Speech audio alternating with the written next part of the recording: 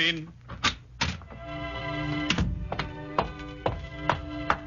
Sergeant John Kenneth Smith, Royal West Kents reporting, sir. Oh, yes, Sergeant. You volunteered to become a commando soldier. Yes, sir. You are, I believe, an expert with explosives. Somewhat, sir. We have decided to accept you, Sergeant. Thank you, sir. I'm proud of the honor. We have decided to accept you because we could use volunteers of your experience on a special, very dangerous job. Am I permitted to ask the nature of the job, sir? I'm sorry, Sergeant. It's secret. I volunteer, sir. Good. You'll be ordered to a combined operations training center immediately. You need a few weeks there before you're ready for this work. Thank you, Sergeant Smith, and good luck.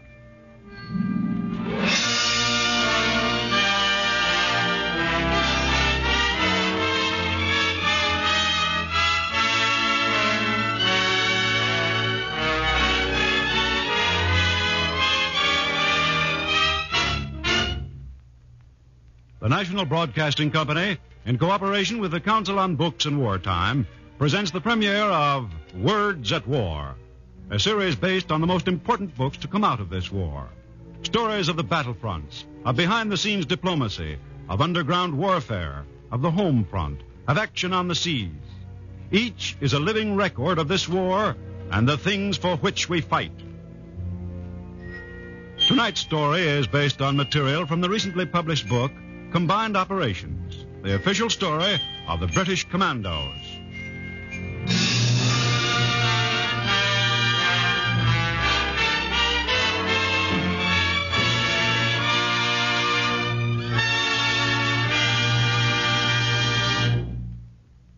Words at War presents Hilary St. George Sanders, the author of Combined Operations, for a few introductory words. Mr. Sanders.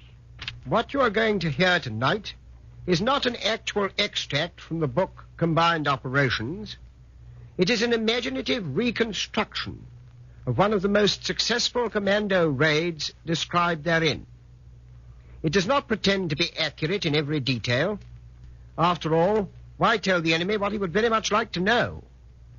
But you may be assured that the incidents depicted either happened or might well have happened.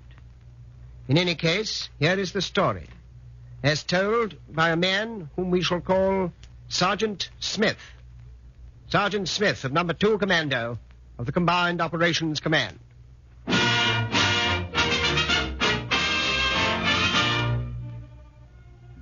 Actually, Smith is not my name. But for reasons of military security, I must be Smith.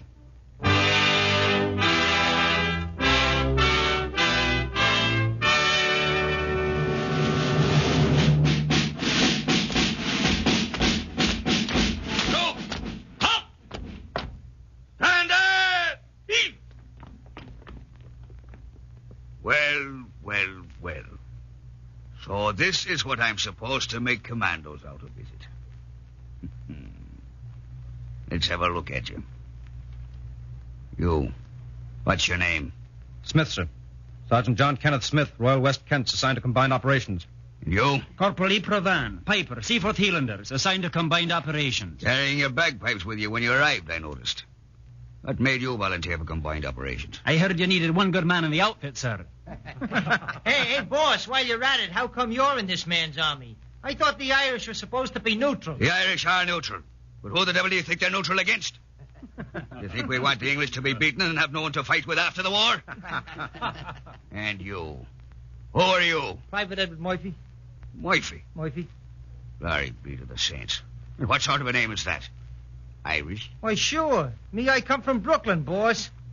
And in what part of Ireland is that? It ain't. It's in the USA. Brooklyn is a city of which New York is a suburb. Oh, a Yank, is it? And I suppose, like a good many more of you I've met, you couldn't wait for the States to get into the war. You had to rush up to Canada and join up. Is that it? That's right, boss. Me and Piggy O'Donnell from Canarsie. We done it together. We were sick of going to Ebbetsfield to throw bottles at the umpire, so we decided we'd get into some real fighting. So we hops in a train and gets the car. Spare me the complete story of your life, please. Piggy O'Donnell. With a name like that, you'd think he'd be a good soldier. Why didn't he volunteer for the commandos? Piggy didn't come back from Dunkirk. Company! Now, You men have been very carefully chosen from all the volunteers for combined operations.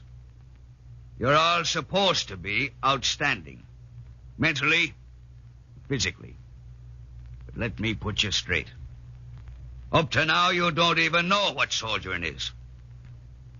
When you finish commando training, if you finish it, you'll be worthy of that uniform. But now listen to me carefully. Combined operations means just what it says. Attack and raiding operations in which the Army, the Navy, and the Royal Air Force work together. We don't go in for petty discipline here. Every man is on his own, more or less. We expect you to obey the rules. Too many lapses and you're out. And once you're kicked out of the commandos, you couldn't get back in again if you were His Majesty's fifth cousin. Another thing. We work in twos in the commandos. Pick yourself a mate and work with him. Stick with him. You'll find it pays. And now I see you're all very tired. You've had a hard day. And some of you can hardly keep your eyes open. So I'm not going to keep you standing here any longer. Piper Provan. Aye, sir. Pick up your bagpipes and take your place at the head of the column. We're going someplace, Sergeant Major? Yes. We're marching to Edgemere and back. What? It's only 22 miles the round trip. 22 miles? Room. Right. Turn. Fire the left. Wait. Hurt.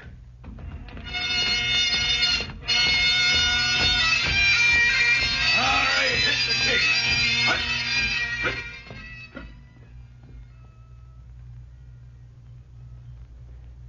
We climbed cliffs. We did exercises by eights together, balancing logs 9 inches thick on our shoulders. And we learned to handle one of the most devastating instruments of death known to modern warfare. Now watch me close, boys. This cottage is a strongly held German position. We're the demolition squad. You, over there. You're the protective squad. Open fire on the Germans. That'll give us a chance to work. Now, boys, while the enemy's supposed to be in that house is engaged by the others, we'll get our little gift ready for him. Take this satchel charge. It's a number of blocks of TNT held together with wire with a satchel handle for carrying it. We set the fuse, like so. We insert the igniter, like so. Now, while our own fire covers us, we run to the house, ram it up against the wall. Now, run back like blazes. Run, you terriers, run! Down, boys! Down on your faces! Down!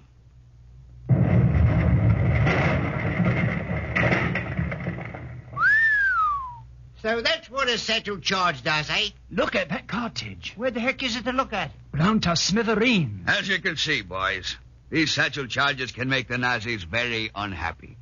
But be careful. Please be careful how you handle them. Oh, Sergeant Major, Yes, Timmins? could I have one of them things for my mother-in-law?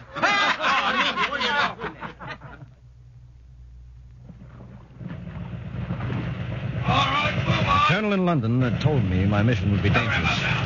He hadn't told me quite how strenuous commando training would be.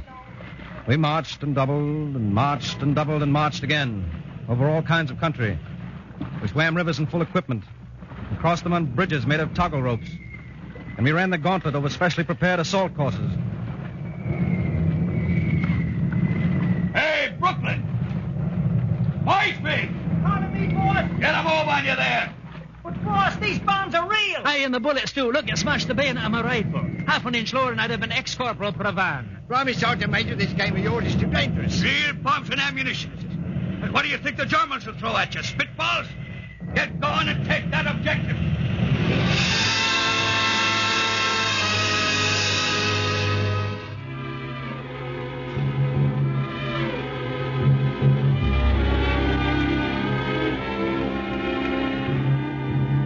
We wrestled and boxed and learned jiu-jitsu and how to swim in from the sea, holding our Tommy guns over our heads. We learned the tricks of handling the 2- and 3-inch mortars, an anti-tank rifle, and how to use the rifle butt on human skulls. We learned to hunt tanks and their crews, to storm pillboxes, and to march March, march, march. This was learning the trade of war. But commando training gave us mastery of our own minds and bodies, too. Strengthened our mental and moral makeup. Built within each of us the self-confidence and self-reliance the good commando soldier must have. I remember well my first lesson in this. It happened one evening after we had finished a 33-mile forced march. We were sitting around singing while Scotty played his bagpipe.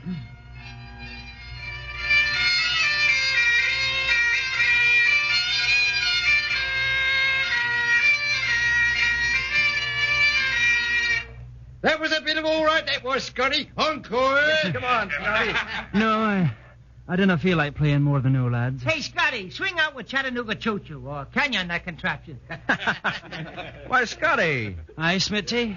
Well, I swear, man, you're the saddest-looking Scots piper I've ever seen in my life. Aye, I suppose I am. You see, lads, I'm in love, I am. Oh, in love? I mean it, lads, with the sweetest lassie north of the border.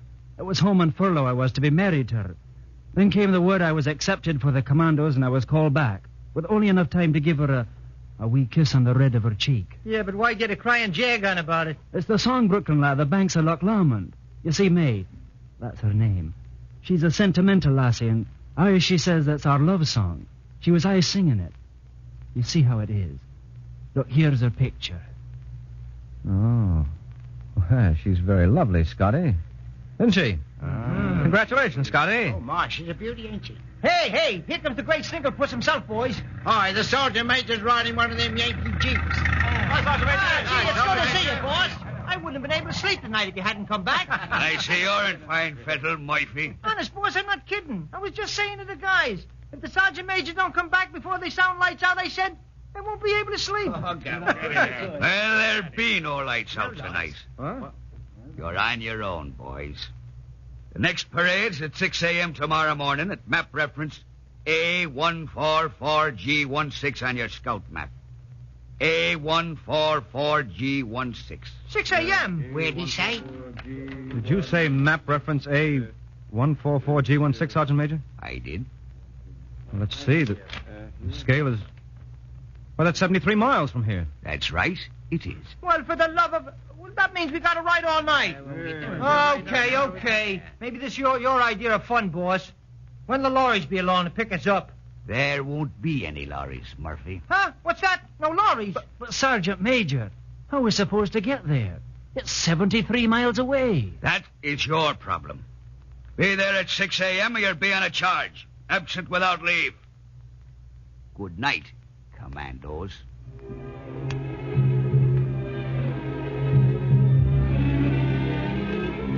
We got there, all right. Every man as best he could.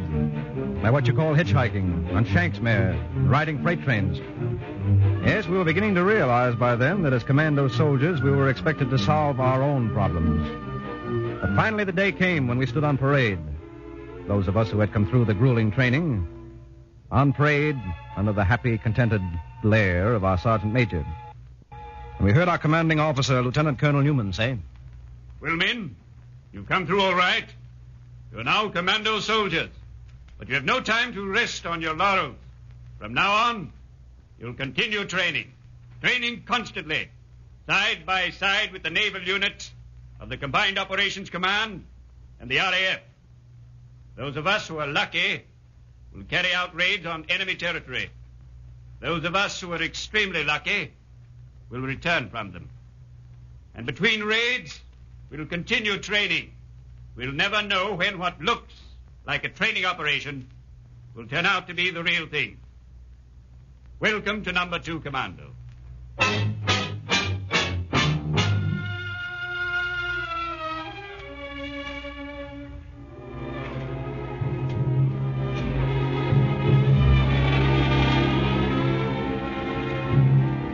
The colonel knew what he was talking about. For weeks, in all weathers, we trained with the naval arm in craft large and small. Much of this I am not at liberty to describe. But I can tell you about one cruise that we took for reasons other than the good of our health. We'd gone aboard this vessel one day in March 1942, and under orders went below and stayed there. In the wardroom, Brooklyn was attempting to teach Scotty a rather non-bagpiperish tune. Scotty, listen. This is the way it goes. You leave the Pennsylvania station round 3:45, read a magazine, then you're in Baltimore. Dinner in the diner. Nothing could be finer to have your ham and eggs in Carolina. I'll try that part. You'll have me daft with your Yankee airs. Hey, you're just seasick, Scotty. When do we get back ashore and make a regular jive book out of you? Yes, when do we get back ashore? We've been going for hours in this here ship we have. Blimey if we ain't, Timmons. What's it all about? Does anyone know the name of this ship? Blimey if I do. You, Sergeant Major? Hey, where is the Sergeant Major? As soon as we saw Colonel Newman and the troop commander, we knew something was going to happen. Men, this is it. We're on our way to raid Nazi-held territory. This ship, HMS Campbelltown, was formerly the USS Buchanan. No doubt you've noticed the changes that have been made in her structure and the clumsy way she's been steering. That's because she's packed to her bottom with tons of explosives and scuttling charges. Makes her hard to handle. Scuttling, sir? Oh, I'm sorry, sir. Yes. The Campbelltown's to be scuttled in the port of Saint-Nazaire. Saint-Nazaire has the only dry dock on Europe's west coast big enough to accommodate the Nazi battleship Tirpitz. We're going to ram the Campbelltown against the gates of the lock leading to the dry dock and keep the Tirpitz out of the Atlantic. We're going to ram her at exactly 0130 tomorrow morning, about 20 hours from now. The Navy men will take care of the scuttling and set the time fuses for the delayed action charge that will blow up the ship many hours later. While they're doing that, we of Number 2 Commando will be ashore, destroying powerhouses, bridges, and other objectives. We'll have just 2 hours to do our job. Complete instructions with map references will be issued in an hour. Any questions? Are we alone in this operation, sir? Or are the motor launchers that were with us when we started out still around? As you'll see when day breaks, the MLs are still with us. We have also a destroyer escort. The MLs will take us off at the old mole in Saint-Nazaire when our job is done. Anything else? But suppose it fizzles, sir. Suppose the delayed charge and the ship fails to go off, and suppose we can't manage to ram her against the lock gates. What then? We've got a plan to cover that. Sergeant Smith. Sir. This is the job I spoke to you about when you volunteered for combined operations. Your particular job is to get ashore with your section just as soon as you possibly can when the ship rams the lock gates. Go to the powerhouse that operates those gates and destroy it. One way or another, we'll keep the Tirpitz out of the Atlantic. Any further questions? Very well. Carry on. Well, that's it. I'll lay you 50 to 1 that none of us comes back alive. Well, what do you blighters want to do? Live forever? I'll take you up on that bet, Timmons. Even if I lose, the odds are too good to pass up. Yeah, you're Scotch, but all right. I'll not lose. I've got to come back. I'm going to be married a fortnight from now, and my girl would be very insulted if I showed up for my wedding in a shroud. Come on, give us a song, Scotty. Yeah, come on, make the Chattanooga choo-choo, Scotty. No, Brooklyn. Somehow I don't feel like playing the pipes. I think I'll just lay down for a while and think, if you don't mind.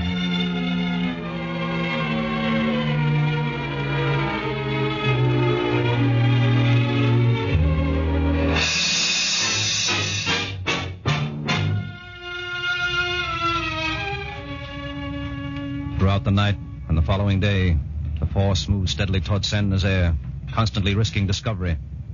But we were in luck. Now it was close to 1 a.m. of Thursday, March 28th, and the Campbelltown's nose was quietly poking its way up the estuary. Every one of us knew what his job was. We were all on deck, waiting for the crash. Hey, Smitty. Yes, Scotty? What's eating you? Hampton's overhead. Am I right, Sergeant Major? You are? Those Hamptons are on their way to provide a diversion. Them RAF lads are our decoys. While the Nazi places searchlights on the planes, he can't turn them on us. Look at that bloomin' flak. It's most of it traces, too. John, if it don't remind you of Coney Island on the 4th of July. Those Hamptons are laying plenty of eggs in there. Yeah. Let on deck, everyone! Let on deck, they've spotted us! Full speed ahead. Force draft. Hey, you blasted nasties. If you don't stop shining that searchlight in my face, I'll be letting you have it. Never mind the whispering now. They've spotted us. Lie flat. We're about to open fire. Lie flat on deck. Then it began. German searchlights ashore flooded the estuary, revealing a sharp sharpest outlined every ship in the force. Campbelltown was still nearly 2 miles from the lock gates. From shore, the tracer shells came pouring in beautiful illuminated arcs. Our ship's bridge was being heavily battered. The deadly rockets hurtled out from Nazi batteries to smash through the gallant ship or ricochet from his sides like exploding stars. Her foredeck was afire. Masts had toppled. Funnels sheared off. But her skipper, Lieutenant Commander B.D., sent his ship tearing full speed ahead toward the lock gates. Steady, boys! Don't lose your bearings! Be on shore when our jobs are done. Is that understood? Yes, sir. Smith, you and your men get the powerhouse. Right, Sergeant Major. Fine. Now brace yourselves. He's going to hit the gates, and when she does... Murphy, lad. What is it, Scotty? We're supposed to crash at 0130. It's now 0134. Will you kindly go up and tell the captain that there's a Scotsman aboard his ship who doesn't think much of his navigating? Oh! Get ashore! All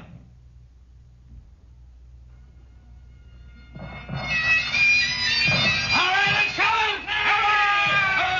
The wild skill of the pipes gave us heart. We charged ashore.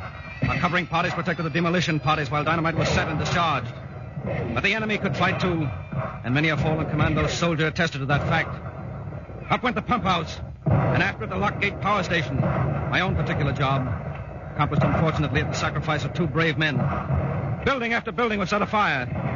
For our allotted 2 hours, we worked like madmen. And when 3:30 came, Sergeant Major pulled us together at the appointed place.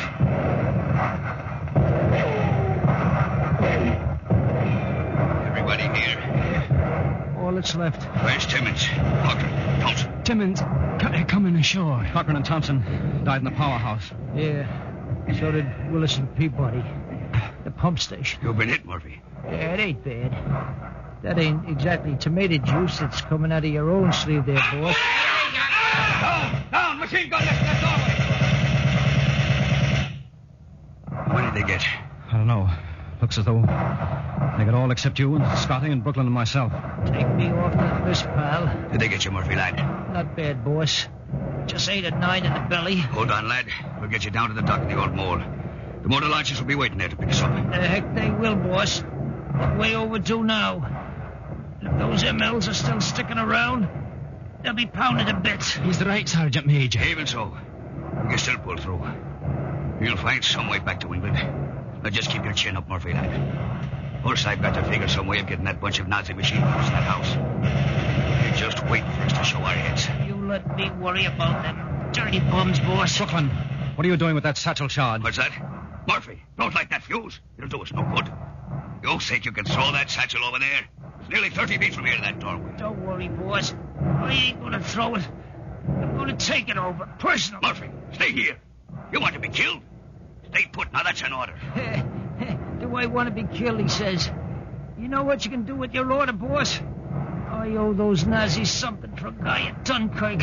You'll never make it, Murphy, The lad. heck I won't. Anyway, what have I got to lose? Okay. She's lit. Smitty. Yeah? Heave a couple of grenades at that door and give me a chance. All right, Brooklyn. And Scotty. Aye, lad. Play something on that machine of yours, will you? Play Chattanooga Choo-Choo. I'd rather hear Glenn Miller do it, but... Okay. Let go with the grenades. Here goes!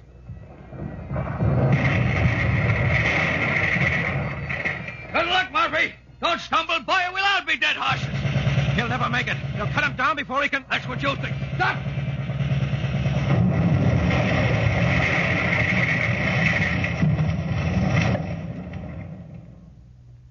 As I have said, a satchel charge is a terrible weapon. Its effect is deadly. Its range is wide. There was no more machine gun fire from that house. There was no more house. No more Brooklyn. No more Irish Sergeant Major. No more Scotty.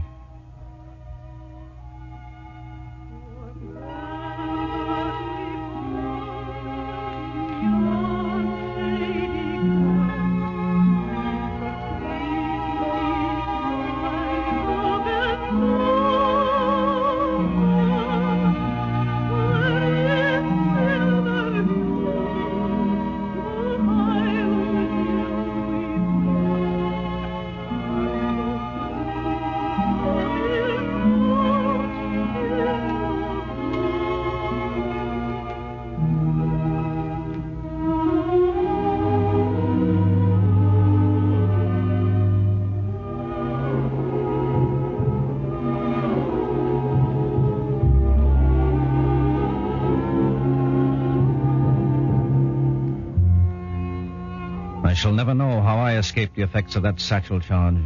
And you won't know, at least not yet, how I escaped from France and returned to England. I can tell you that next morning, nearly 400 Nazi officers and men were aboard the Campbelltown or on the dockside, the pick of the Nazi crop in that area. Precisely at noon, when they were deep in the bowels of the ship or close by her, our delayed charges went off, blowing them all to Helgoland. But military security forbids my telling you more, at least until the war has been won. Meanwhile, we commandos are awaiting the biggest raid of all, bigger than the ones on Saint Nazaire, on Dieppe, and on North Africa. The raid on Hitler's fortress Europa itself. It will be successful, we think. All the more successful for the knowledge that we have gained of the enemy in the past. Knowledge gained through the sacrifice of boys from Brooklyn, Cockneys from Lambeth, Irish sergeant majors, and gallant youngsters who will never meet again on the bonny banks of Loch Lomond.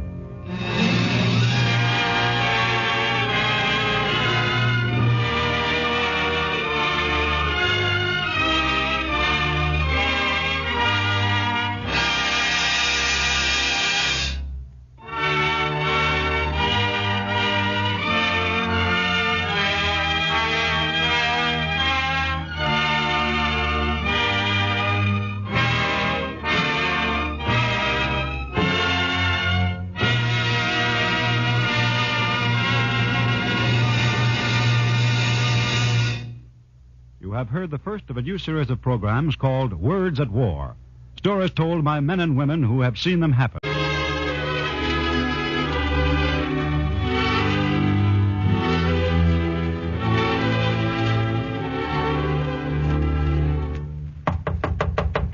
Come in.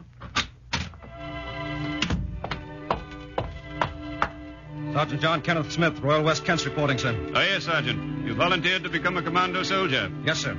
You are, I believe, an expert with explosives. Somewhat, sir.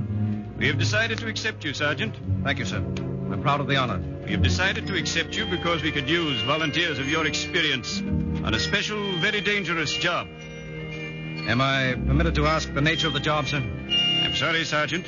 It's secret. I volunteer, sir. Good. You'll be ordered to a combined operations training center immediately. You need a few weeks there before you're ready for this work. Thank you, Sergeant Smith, and good luck.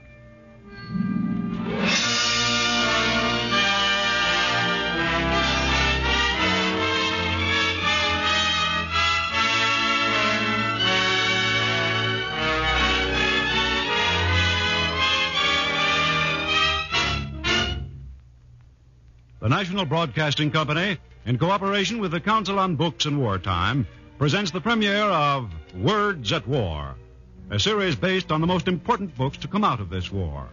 Stories of the battlefronts, of behind-the-scenes diplomacy, of underground warfare, of the home front, of action on the seas. Each is a living record of this war and the things for which we fight. Tonight's story is based on material from the recently published book, Combined Operations, the official story of the British Commandos.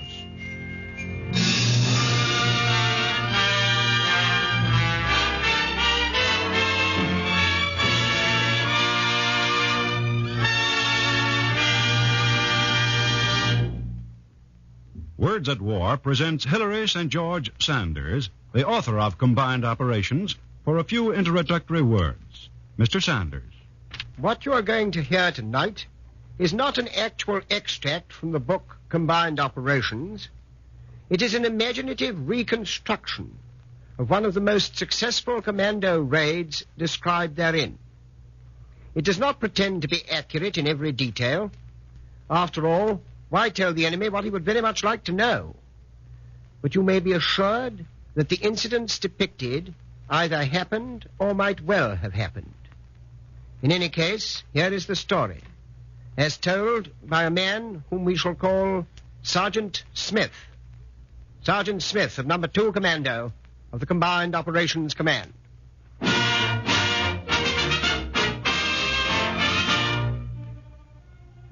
Actually, Smith is not my name, but for reasons of military security, I must be Smith.